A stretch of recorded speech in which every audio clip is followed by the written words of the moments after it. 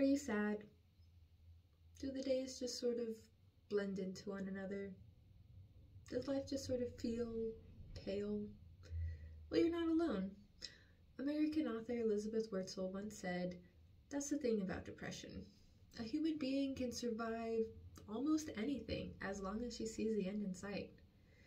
But depression is so insidious and it compounds daily that it's impossible to ever see the end." People all over the world suffer from depression, and I myself have been battling it for as long as I can remember, and I promise you it's not fun. According to the World Health Organization, as of March 2023, about 3.8% of the population suffers from depression. And if you're not familiar with the feeling of depression, there are so many great analogies out there. One of them being what's called the lead suit, which just means that it feels like you're walking around your everyday life wearing a 500-pound lead suit.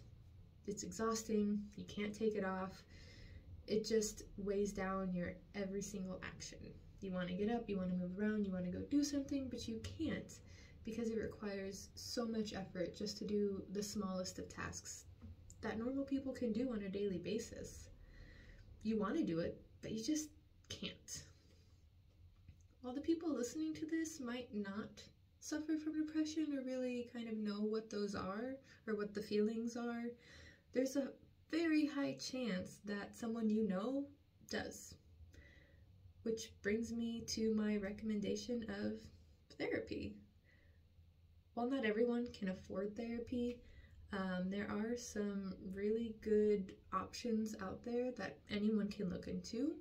You can look into it through your job or your insurance or even through the school. I know Mesa has a really good organization for that, just through mental health services. You could even find things online for resources for low income. I've had to do that before. Psychiatry.org states that about 75% of people who enter therapy receive some sort of positive benefit from it.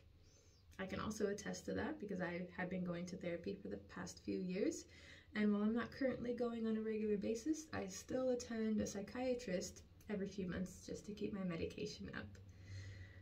Also, approximately 280 million people worldwide suffer from depression, and while therapy isn't a cure-all per se, it could at least help save a life. And that's better than nothing. I will leave you with this parting quotes from author John Green. "There is hope, even when your brain tells you that there isn't."